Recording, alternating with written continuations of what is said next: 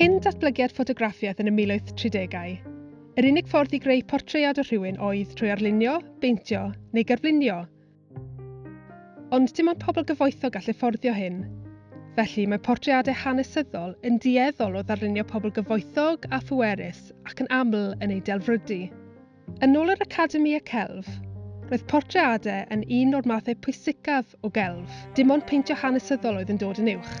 Mae casgliadau amgueddfeydd yn llawn portreadau mawreddog o enwogion y 14th ganrif ar 15, a dynion gwyn yn bennaf. O droad yr 20fed ganrif, dechreuodd genre portreadau newid wrth i gymdeithas newid.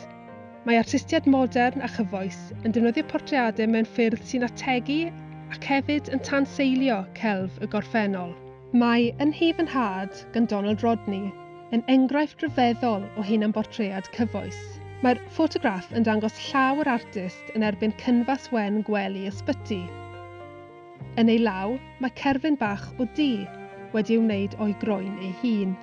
Roedd y croen wedi ei dynnu yn ystod triniaeth ar gyfer anemia cryman gell, cyflwr meddygol gynynnol oedd yn gyfrifol yn y pen draw am farwolaeth Donald ym 1998 yn 36 oed.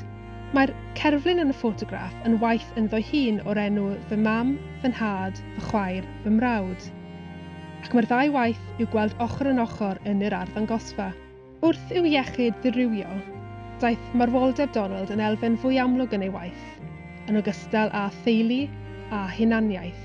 Fel mab i rieni wnaeth ymfudo o Jamaica, yn ei waith mae'n ymdrin â syniadau am Brydeindod a phrofiadau'r gymuned Afro-Garibiaidd. Mae hwn yn hunan-bortread pwerus ac amwys sy'n gyfleu neges ddwys am brofiad a etifeddwyd.